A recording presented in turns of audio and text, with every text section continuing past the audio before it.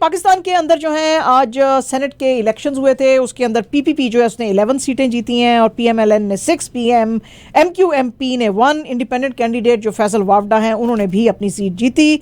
19 seats जो थी वो वेकेंट थी, जो कि नेशनल, पंजाब, सिंध असेंबलीज़ के अंदर जो हैं उनके ऊपर जो है वो पोलिंग हुई थी।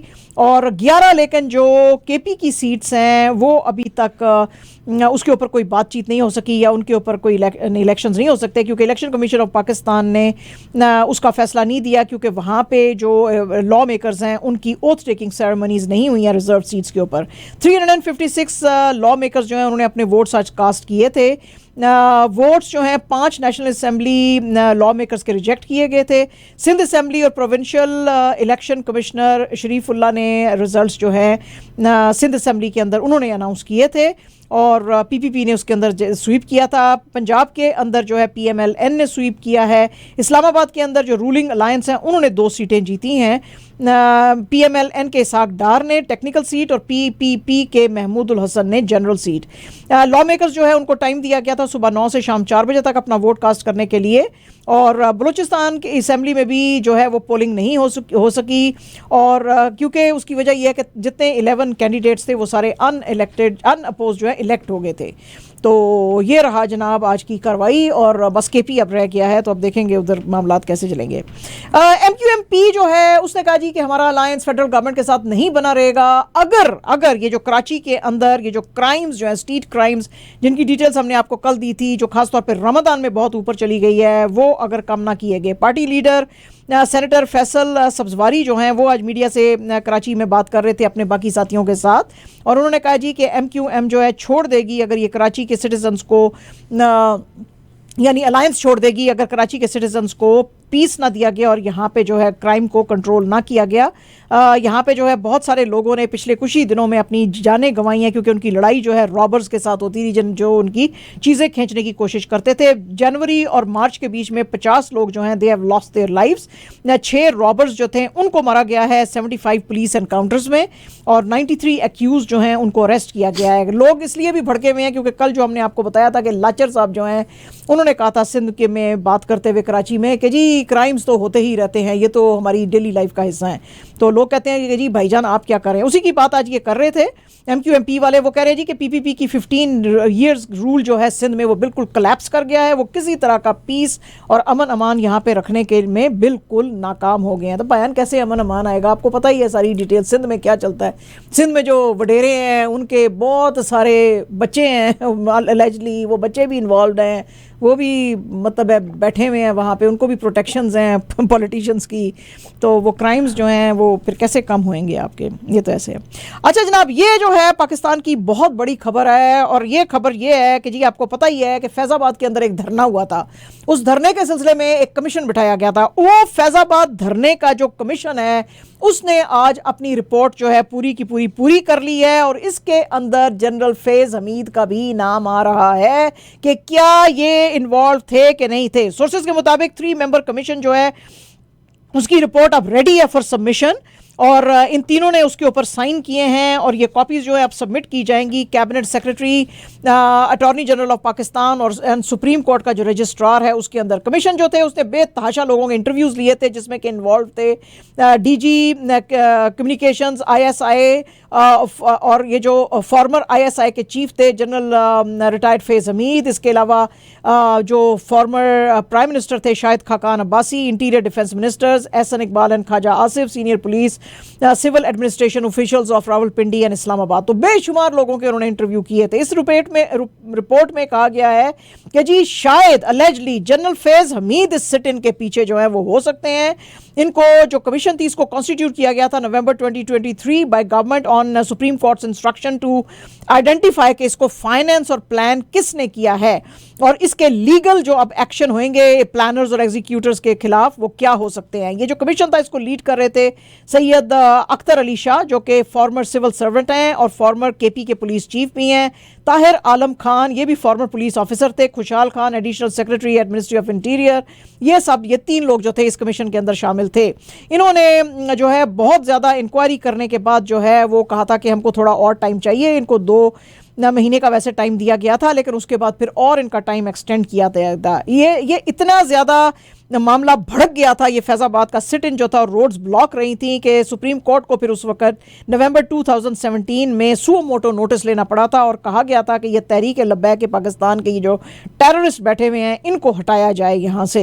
ये जो डिवीजन बेंच था of justice Munir Alam and Qazi Faez Isa, उन्होंने फिर वर्डिक्ट इस केस में दिया था और उन्होंने उस वक्त बहुत ज़्यादा क्रिटिसाइज किया था इंटेलिजेंस एजेंसीज के रोल को, जिसमें के जो थे फैज़ हमीद साहब आगे थे और पैमरा को, इलेक्शन कमीशन ऑफ पाकिस्तान को और लोगों को, लेकिन लोग उससे सेटिस्फाइड नहीं थे, तो इसलिए ये फिर कमीशन बिठाई गई थी। तो अब ये कमीशन जो है, इसकी अब रिपोर्ट जब सामने आएगी, अगर तो लाना चाहेंगे गवर्नमेंट ऑफ पाकिस्तान कि क्या जी फैज़ हमीद साहब इसके पीछे थे कि नहीं थे, तो अगर रिपोर्ट आएगी तो फिर ही पता चलेगा, वरना तो आपको पता ही है हुमूदुर रहमान रिपोर्ट भी एक आई थी, उसका पता ही नहीं चल सका। कुछ बातें पता चली, पूरा तो पता ही नहीं चल सका कि पूरा सच क्या था।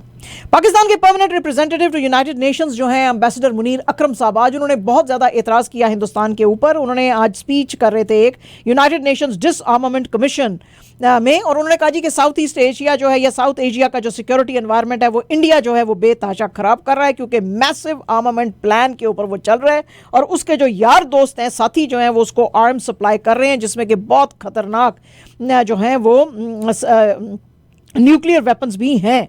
और उन्होंने कहा जी कि ये जो इतना ज़्यादा उसको एम्पावर किया जा रहा है, उसकी वजह से कश्मीरी जो है वो अभी तक अपना राइट टू सेल्फ डिटर्मिनेशन को जो है वो नहीं अडॉप्ट कर सके हैं और उनको कॉन्स्टेंटली ब्रूटली सप्रेस किया जाता है। और इसके अलावा दो जो न्यूक्लियर पावर्स हैं, यानी कि इंडिया और पाकिस्तान से उनका मतलब था, वो कहते थे जी वो भी एक दूसरे के सामने खड़ी हुई हैं और दोनों के पास ही डिस्टेबलाइजिंग वेपन्स हैं। तो इंटरनेशनल कम्युनिटी को फ़ौरन इसके ऊपर देखते हुए इसके ऊपर एक्शन लेना चाहिए। इंडिया को इतनी ज़्यादा आर्मामेंट जो वो ले रहा है उससे मना करना चाहिए, वरना रीजनल और ग्लोबल कैटास्ट्रॉफी जो है, अगर लड़ाई हुई तो बहुत ज़्यादा बढ़ जाएगी। वो कहते हैं जी मैंने तो हमेशा से कहा है कि साउथ एशिया को at least nuclear weapons free zone होना चाहिए। तो आज जनाब बड़ी पैशनेट स्पीच उन्होंने की। नेशनल असेंबली के स्पीकर जो है अयाज सादिक साहब जी, उन्होंने आज डिक्लेयर किया है पीटीआई के उमर अयूब साहब को leader of opposition in national assembly under rule 39 of rules of procedure and conduct of business of national assembly. National assembly secretariat ने कहा जी कि अयूब साहब को जो है नोटिफाई कर दिया गया है। इससे पहले जो थी इन दोनों के बीच में मुलाकातें हुई थी, सादिक साहब और अयूब खान साहब के साथ और उमर अयूब के साथ, और इस मीटिंग में गौहर अली खान और मलिक अमीर डोगर जो थे वो भी शामिल थे। पीटीआई की जो सुन्नी इत्तेहाद काउंसिल ने भी इनको नॉमिनेट किया था मार्च 10 को, और उन्होंने कहा था कि लीडर ऑफ अपोजिशन ये होना चाहिए। और उसके बाद जो है इनके लिए अप्रैल 1 की जो डेट थी 6 PM तक, वो थी आखिरी date to file nomination papers. Malik Amir Dogar, Sahibzada Hamid Raza और अली मोहम्मद खान, रियाज फतियाना, डॉक्टर निसार जट, बहुत सारे जो थे उन्होंने आके अपने पेपर्स जो थे, यानी कि ऑल टुगेदर 92 SIC के जो लॉ मेकर्स थे, उन्होंने अपने पेपर्स डाले थे इनके हक में। तो और कोई भी जो था किसी के पेपर्स भी रिसीव नहीं हुए थे, तो लिहाजा इनको लीडर ऑफ अपोजिशन जो है वो चुना गया है। एक्सप्रेस न्यूज़ ने आज बहुत ही जो है वो अपनी तरफ से एक ब्रेकिंग न्यूज़ दी। अब ये कितनी सच्ची है या नहीं, ये तो अब कल तक ही पता चलेगा अगर मेन स्ट्रीम मीडिया में पाकिस्तान में आएगी। अलबत्ता एक्सप्रेस न्यूज़ के मुताबिक reportedly according to their sources, according to the sources of Express News, Imran Khan साहब ने आज शेर अफसर मरवत को तमाम की रोल्स जो है पीटीआई के उनसे हटा दिया है और उनको कहा है कि ये पार्टी का फोकल पॉइंट नहीं रहेंगे। और वो ग्रुप जिसको के उन्होंने इंस्ट्रक्शन दी थी कि नेम्स जो हैं फाइनलाइज करें टू जो कि रिस्पॉन्सिबल रहेंगे बातचीत करने के लिए, उनसे भी इसका नाम जो है वो हटा दिया जाए। ये जो मुलाकातें थी इन लीडर्स की अडयाला जेल के अंदर हुई थी और उसमें मरवत साहब जो हैं उनको अब इंस्ट्रक्ट किया गया है कि अपनी फौरन जो सोशल मीडिया टीम है उसको डिसबैंड ये करें। ये डिसीजन जो है ये पीटीआई की कोर कमेटी की रिकमेंडेशन पे लिया गया है, क्योंकि इनकी वजह से काफ़ी वो कहते हैं जी कि जो है वो टेंशन्स पैदा हो रही थी, ना सिर्फ बाहर बल्कि पीटीआई के अंदर भी। पीटीआई की थोड़े दिन पहले जो है लास्ट वीक आपको मैंने बताया था कि इनकी मेंबर्स की मीटिंग हुई थी, जिसमें कि इनकी जो मरवत साहब है उनको बहुत ज़्यादा उन्होंने क्रिटिसाइज़ किया था और कहा था कि ये बहुत डैमेजिंग रिमार्क्स जो हैं वो देते हैं और बड़ा उनका कंसर्न है कि इनकी जो आउटस्पोकननेस टेंडेंसीज़ हैं जिनको कि ये सोच समझ के यूज़ नहीं करते हैं, वो बहुत ज़्यादा प्रॉब्लम्स क्रिएट कर रही हैं इंटरनली भी और बाहर से भी। मरवत साहब ने उस कमेटी के अंदर कंप्लेन की थी कि ये जो है स्मीयर कैंपेन उनके खिलाफ चलाई हुई है और पार्टी के अपने लोग भी जो हैं उनको सपोर्ट नहीं करते हैं। बहरहाल अब ये रिपोर्ट आई तो है, एक्सप्रेस न्यूज़ की, देखेंगे कितनी सच्ची है। केपी के चीफ मिनिस्टर जो हैं अली अमीन गंडापुर साहब, आज उनकी मुलाकातें इमरान खान साहब के साथ अडयाला जेल में हुई हैं। 1 घंटा तक ये मुलाकात जारी रही। इसमें पार्टी के मामलात और केपी के इशूज़ और बाकी बहुत सारी चीज़ें जो हैं इन दोनों ने डिस्कस की अकॉर्डिंग टू द सोर्सेज। और फिर इन्होंने जो है वो पेंडिंग केसेस जो हैं, जैसे कि फॉर एग्जांपल संडे को जो रैली होनी है उस सिलसिले में बात की, और इमरान खान साहब ने जो जनरल पॉलिटिकल सिचुएशन है कंट्री में उसके ऊपर भी इन्होंने बात की। रॉयटर्स की ये रिपोर्ट है जी, और ये भी बताती है कि इंडिया के अब जो ताल्लुकात हैं चाइना के साथ और ज़्यादा टेंशन बढ़ती चली जा रही है। लेकिन आप देखें ज़रा समझदारी दोनों कंट्रीज़ की देखें, ट्रेड नहीं रोक रहे हैं वो, टेंशन जितनी मर्जी बढ़े। हालांकि वो 7 बंदे भी मार दिए थे, 7 सोल्जर्स इंडिया के, चाइना ने अलेजली, लेकिन फिर भी ट्रेड चलती थी। ट्रेड तो उनकी चल रही है, लेकिन बहरहाल टेंशन बहुत ज़्यादा बढ़ गई हैं। उसकी वजह यह है कि चाइना ने अरुणाचल प्रदेश का जो एरिया, जिसको कि इंडिया क्लेम करता है कि ये मेरा एरिया है, चाइना कहता है कि ये तिब्बत का एरिया है, वहाँ पे 30 प्लेसेस जो हैं उनको इसने जो है वो रीनेम किया है, और इस पूरे इलाके का नाम जो है चाइना ने जगनन रखा है। इंडिया इसको अरुणाचल प्रदेश कहता है और इसको अब चाइना जगनन का एरिया कह रहा है, और वो कह रहा है कि this is part of south Tibet. और इसमें जो 11 खास तौर पे लोकेशंस हैं उनको रीनेम किया गया है। इसके ऊपर अब जाहिर है कि हिंदुस्तान बड़ा भड़क गया है। फॉरेन मिनिस्ट्री के जो स्पोक्स पर्सन है रणधीर जायसवाल, उन्होंने कहा जी कि नाम शाम चेंज करने से कोई फर्क नहीं पड़ता है, ये हमेशा से पाकिस्तान इंडिया का इंटेग्रल पार्ट था और हमेशा रहेगा। एक्सटर्नल अफेयर्स मिनिस्टर जो हैं एस जयशंकर साहब, उन्होंने भी मीडिया से बात करते हुए कहा जी कि अगर आपका घर है और उस घर को मैं अपना नाम दे दूंगा तो क्या वो घर मेरा हो जाएगा? वो घर मेरा कभी भी नहीं हो सकता, तो नेम चेंज करने से कुछ भी नहीं होता है। लास्ट मंथ भी मोदी जी ने जब विजिट किया था अरुणाचल प्रदेश को और यहाँ पे कुछ इंफ्रास्ट्रक्चर प्रोजेक्ट्स अनाउंस किए थे, तो चाइना ने उसके बड़े खिलाफ बात की थी। इंडिया ने कहा था कि जो चाइना के जो एतराज़ हैं वो बिल्कुल बेसलेस हैं, हम खली वली, यानी कि चाइना भी कह रहा है खली वली, तो इंडिया भी कह रहा है खली वली है जी। और जनाब आपके लिए आज जरा एक सुख का उनको सांस आया कि 6 महीने के बाद उनके जो मेन एक बंदे थे संजय, उनका लीडर जो था आपका संजय सिंह साहब, उनको जो अरेस्ट करके ईडी ले गई थी, उनको आज बेल मिल गई है। और ईडी ने ये जो है अर्जी दे दी थी जो इनको पकड़ के लेके गए थे दिल्ली लिकर पॉलिसी में सुप्रीम कोर्ट को, कि ठीक है अब हमको इनकी ज़रूरत नहीं है। हमने इनको अक्टूबर में इसलिए उठाया था कि हम इनसे बातचीत करना चाहते थे और डिटेल्स लेना चाहते थे, लेकिन हमें अब इनकी ज़रूरत नहीं है। तो संजय सिंह साहब ने बेल डाली थी ट्रायल कोर्ट में दिसंबर में, जो रिजेक्ट हुई थी। इसके अलावा दिल्ली हाई कोर्ट में फरवरी में, वो भी रिजेक्ट हुई थी। लेकिन उसके बाद फिर जब ये सुप्रीम कोर्ट गए तो सुप्रीम कोर्ट ने इनको जो है राहत दी है। इसके साथ साथ जो है आपको पता ही है कि दिल्ली के चीफ मिनिस्टर अरविंद केजरीवाल को भी ईडी जो था वो उठाकर ले गया था इन एक्साइज पॉलिसी स्कैम, और उन्होंने कहा था कि हमें सारी बात बताओ, जिसके ऊपर जाहिर है कि केजरीवाल साहब जो है जुबान नहीं खोल रहे हैं। तो ईडी ने इनका फोन ले लिया था, इनके पास आईफोन है। ईडी ने हिंदुस्तान की जो एनफोर्समेंट डायरेक्टरेट है उसने फिर एप्पल को कांटेक्ट किया। उन्होंने कहा जी कि ये फोन हमें खोल के दो। एप्पल ने कहा जी अंडर आवर पॉलिसी आपको हमको उस बंदे से पासवर्ड लेके देना पड़ेगा, फिर हम खोलेंगे, वरना हम नहीं खोलेंगे। इससे पहले भी हिंदुस्तान की ईडी जो है वो बहुत दफा एप्पल को अप्रोच कर चुकी है। जब भी वो कोई अपना पॉलिटिकल अपोनेंट उठाते हैं और उनको कहते हैं कि हमको ये फोन खोल के दो, एप्पल उनको नाराज कर देता है। वो कहता है कि नहीं, मैं नहीं खोलूंगा ये। अब आप खुद ही सोचें कि एप्पल के पास हैकर नहीं होगा, वो इनका पासवर्ड फाइंड आउट नहीं कर सकते, 1 सेकंड में कर सकते हैं, but that is their policy, right. तो उन्होंने कहा जी कि हम बिल्कुल ये फोन इनका केजरीवाल साहब का नहीं खोल के देंगे आपको।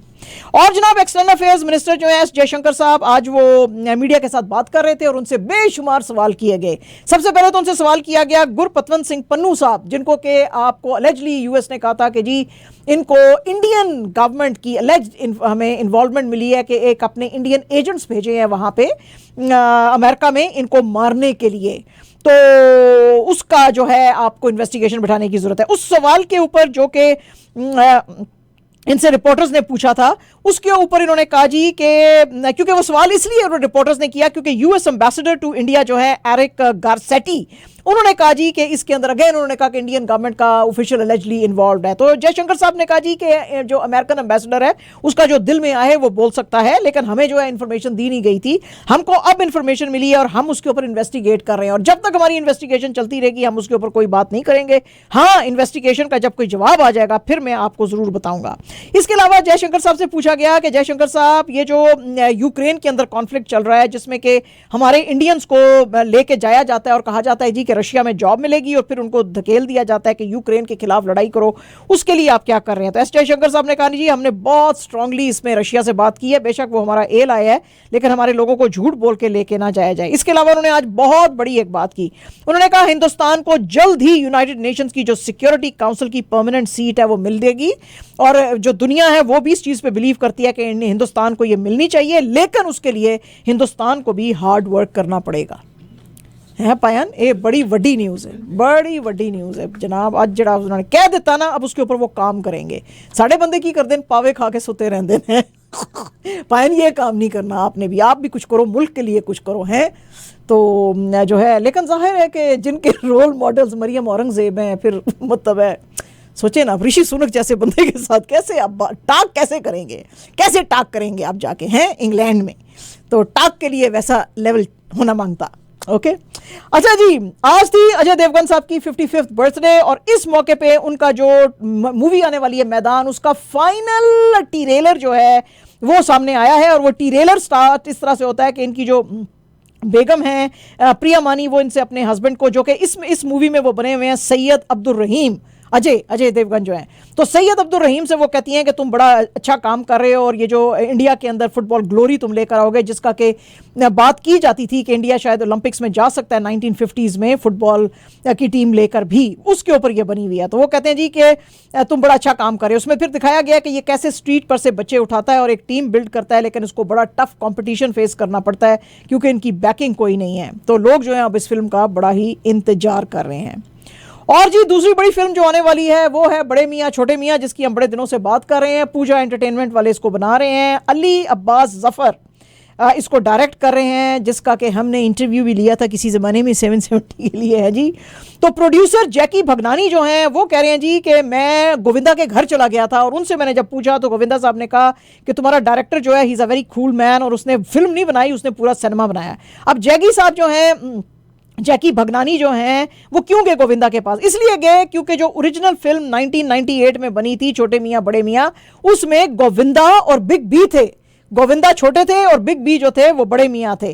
तो और ये फिल्म प्रोड्यूस जो थी वो की थी जैकी के वालिद साहब वाशु भगनानी ने, तो इसलिए बड़ा क्लोज जो है इनका रिलेशनशिप है, तो इसलिए वो वहां पे गए थे। और जी आपको पिछले दिनों में कुछ खबरें सुनने को मिली होंगी कि बॉलीवुड का जो भाई है सलमान भाई, सल्लू भाई, उसके साथ लड़ाई करने की कोशिश की अर्जुन कपूर ने। हैं पायन, अजय तो तेरा करियर शुरू ही नहीं होया तो खत्म पहले ही हो जाएगा, की कर रहे हैं। आज जनाब इनके जो वालिद साहब है बोनी कपूर, उन्होंने बात की और उन्होंने सलमान खान की जम के तारीफ की। उन्होंने कहा मेरा बेटा जो कुछ भी आज सलमान की वजह से है, क्योंकि सलमान ने अर्जुन के अंदर एज एन एक्टर पोटेंशियल देखा था और मुझे कहा था कि इसको आगे लेके आओ, फिर उसने इसको एनकरेज किया था कि तुम अपना वेट लॉस करो। तो आज ये जो कुछ भी है सलमान की वजह से है, ये ग्रो किया है उसके अंडर इन्फ्लुएंस। तो अगर आजकल उनके बीच में अच्छी दोस्ती नहीं है तो कोई बात नहीं है, ये दोस्ती यारी जारी रहेगी, लेकिन अर्जुन मेरा बेटा है और मुझे पता है कि उसको बनाने वाला सलमान है। बड़ी बात है पायन, बड़ी बात है, very bad, very very good thing. हुण देखो ना असी कितना कुछ तुहानू सुनाने हैं, तुसी कदे शुक्रिया किया? एक्सेप्टेंस है ही नहीं जनाब, इधर कोई रिकग्निशन ही नहीं है जी ऐसे। अच्छा जनाब, रोनाल्डो अभी सिर्फ 39 ईयर्स के और पता नहीं और कितना इनको क्रिकेट खेलना है। इन्होंने जनाब सऊदी प्रो लीग जो है प्लेयर ऑफ द मंथ का अवार्ड इनको मिला है। वाह जी वाह, क्या बात है। For the month of March इन्होंने जनाब लीग के लिए 33 गोल्स किए थे इन ऑल कॉम्पिटिशंस। इन्होंने जो बड़ी फायरी हैट्रिक बनाई थी अल नसर के लिए इन 5-1 विक्ट्री जो उनकी हुई थी ओवर अल्ताई, वो बड़ी जो है आइकॉनिक रही इस साल में। और फिर इन्होंने हैट्रिक्स किए हैं जो लास्ट 15 कैलेंडर ईयर्स हैं उनके अंदर बहुत सारे हैट्रिक्स किए हैं। इनके पास जो है इस वक्त 882 गोल्स हैं, यानी कि इन्होंने अभी तक 882 गोल्स बनाए हैं, अभी एंड काउंटिंग, अभी और भी बना सकते हैं। इन्होंने आज तक अपने मुल्क के लिए 802 मैचेस जीते हैं अपने करियर में। क्या बात है, क्या बात है। और जी हमारी जो पीसीबी है उसने फाइनलाइज कर लिया मोर और लेस। अब वो अनाउंस करेगा 18 प्लेयर्स का जो हमारा नेशनल स्क्वाड है to play 5 matches and T20 series against New Zealand.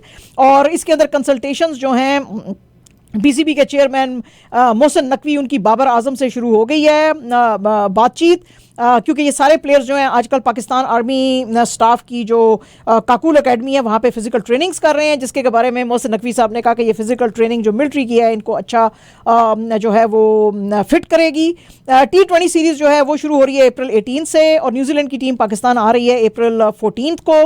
Haris Rauf साहब को इंजरी आ गई थी PSL 9 में, इसलिए वो नहीं होंगे। जिन लोगों को कंसिडर किया जा रहा है उसमें है बाबर, साइम अयूब, मोहम्मद रिजवान, साहिबजादा फरहान, सलमान अली आगा, इफ्तिखार, आजम खान, शादाब खान, उसामा मीर, SS आफरीदी, लेकिन वो भी अब मुश्किल ही लग रहा है क्योंकि उसको वो ज़्यादा खिलाना नहीं चाहते हैं मैचेस, क्योंकि आपको मैंने कल ही बताया था कि वो कहते हैं फास्ट बॉलर्स पे ज़रा कम रखना है हमको बोझ। नसीम शाह, इमाद वसीम, मोहम्मद आमिर, जमान खान, उस्मान खान, वसीम जूनियर, इनफार न्याजी और अब्बास आफरीदी।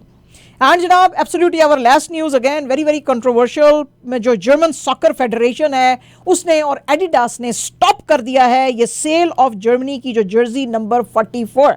वो कहते हैं जी उसकी वजह यह है कि ये नाज़ी पार्टी का नोटोरियस SS पैरामिलिट्री यूनिट जो थी शोल्स्टाफल, उसका ये जो है लोगो लगता है, और हम अब जो हैं जर्मन सॉकर फेडरेशन ने कहा we are looking for an alternative design. और आपको पता ही है कि ये जो थी SS इसने चलाई थी कॉन्सेंट्रेशन कैंप्स, जिसके के अंदर सेकेंड वर्ल्ड वॉर में बहुत सारे सिविलियंस को भी मारा था और ज्यूज़ को भी मारा था। तो अब ये SS साइन जो है इसको बैन कर दिया गया है और इसके जगह जो है अब कुछ और सोचा जाएगा। ये थी हमारी खबर माजिद।